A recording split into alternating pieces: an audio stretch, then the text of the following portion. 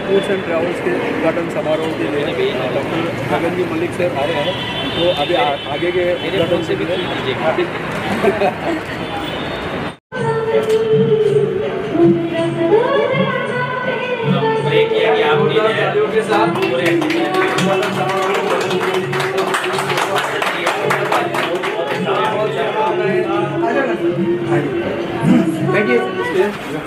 Director बाळूजी Alhat sir और Sachin ji तिगुड़े sir के sir कमलों से इनका सत्कार हो रहा है।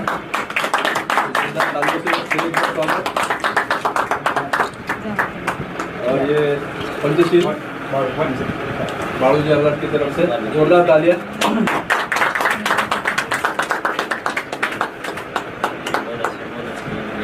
Tours and travels, international tours and travels, काफ़ी मेहनत की है बाळूजी आल्हाट सर ने और सचिन जी तिगुड़े सर ने।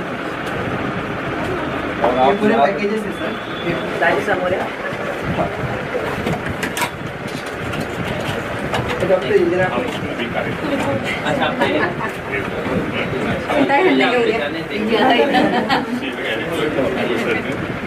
सचिन मला पण सोबत हो, आपल्या दोघींचं काम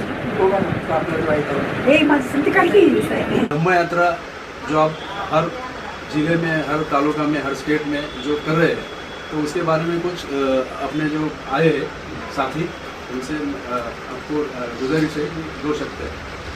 देखिए, धम्म यात्रा की जहाँ तक बात करें कि हमने ये कोशिश की है कि हम बुद्ध धर्म का प्रचार प्रसार जो है पूरे भारत में करें। बाबा साहब का सपना बौद्ध में भारत का सपना था, खाली एक स्टेट का सपना नहीं था। तो बौद्ध में भारत के लिए आपको पूरे भारत में जाना जरूरी है। बात यहाँ केवल धम्म को समझाने की नहीं, पहले तो जागृति लाने की बात है। तो ये जो धम्म यात्रा इस बार हमने साउथ में निकाली, वो एक जागृति की यात्रा। जब हम तेलंगाना में गए, अगर मैं किसी आदमी को मुझे 4 भिक्षुओं का नाम बता दो तेलंगाना में, वो नहीं बता सकते, क्योंकि वहाँ पर वो भिक्षु नहीं है बाबा साहब को मानने वाले, लेकिन किसी ने ऐसा क्रांति लाया ही नहीं, क्योंकि कोई चीज़ें ऐसी हुई नहीं। तो वो हमारी कोशिश रही फाउंडेशन की, जिसके लिए मैं पूरा साधुवाद थाईलैंड के भिक्षुओं को देता हूँ, जो करीबन 450 किलोमीटर कर्नाटका से चलते हुए तेलंगाना तक आए। बुद्ध विहार जो खरगेसा वाला विहार है, वहाँ से शुरू हुई। उनका भी बहुत शुक्रिया, उनके बिना ये नहीं हो पाता काम जो हमने किया है। विवेकानंद स्वामी मंत्री हैं, उनके बिना भी नहीं हो पाता।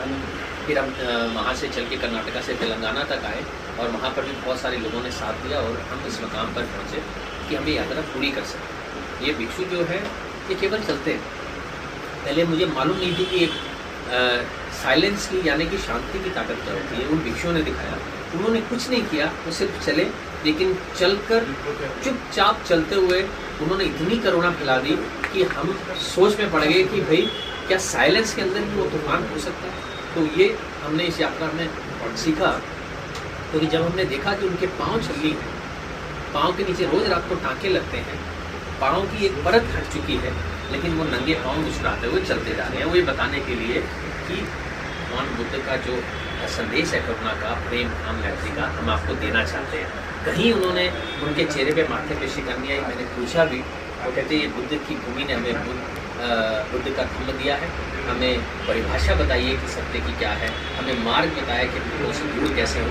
आज ये ना होता, अगर बुद्ध का धम्म ना होता, तो आज हमारे शरीर पर ये चीवर भी ना होता, और आज इस मकाम पर हम ना पहुँच पाते।